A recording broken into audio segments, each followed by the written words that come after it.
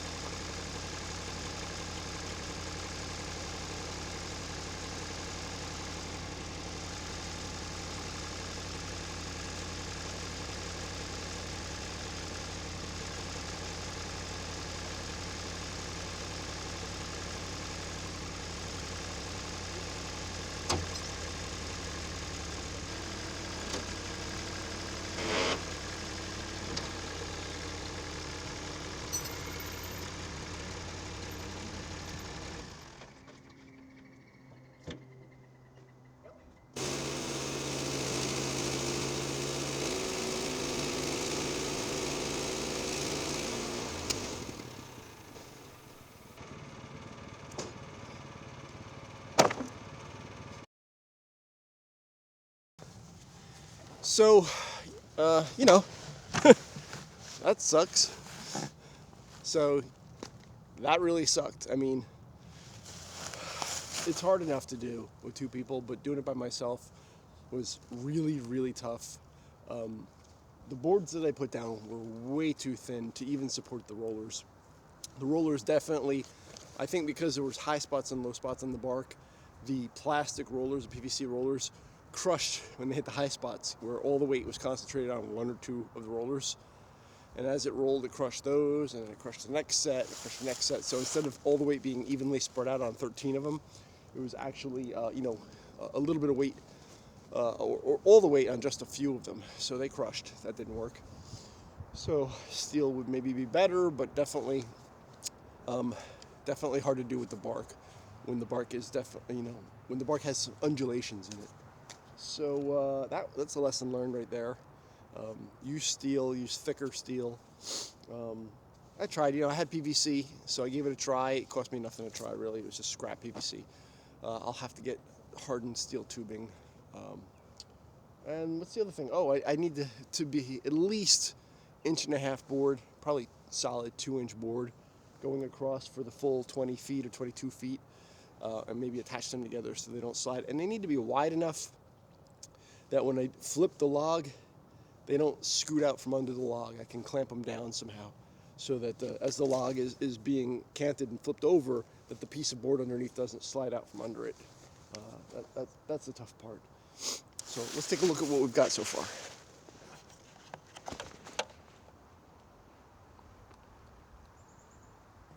So there's the first 16 feet, right?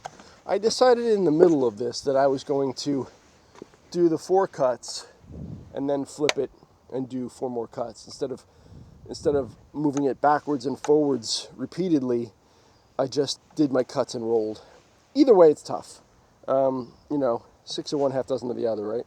So one thing that you have to be careful of is if you have round bark on the bottom and it's going to touch your sliders on the mill, you have to block up underneath the cut flat part. Otherwise, you're going to have an uneven cut as the undulations of the round bark, the round bottom that's still uncut, actually hits your, whatever these sliders are. So it's not easy, long story short. Hopefully I only have to do it twice. So 2 beams like this, max, I think I should be fine, as long as they work out to be 10 by beams, like 10 by 4s would be fine, 10 by 5 would be great. And I definitely have the width. The width is about 6.5 or 7 inches. Getting 10 inches out of this is a struggle, because as you can see, the beam curves, or the log curves. So I'm coming up out of the bark on this end, and that's at 11 inches. So I do have an inch to play with, but I wanted to flip it around first and make sure that I don't have this same kind of issue on the other side.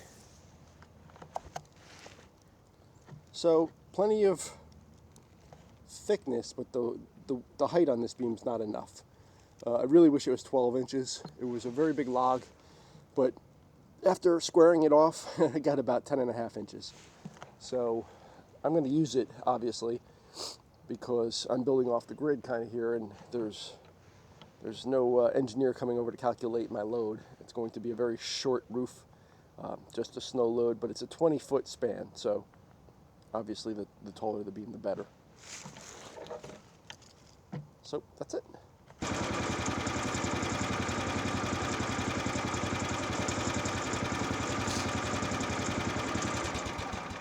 So it's squared off. That's it. More or less, except for the part where I flip it again. So right now I gotta decide on the width of this beam, and it's probably going to be 6 inches. But I kind of want to see if I can get another solid 2-inch cut out of this, bringing me to 6 inches. So I'd like to salvage a nice long 2x10 by 20 feet. That would be wonderful to have that as well for the construction. So if I can cut off 2, so in other words, if it's a little over 8, including the kerf of a single cut, then I should have a solid 6 inches, and that will match with my upright posts all being 6 inches. So should work out pretty good, but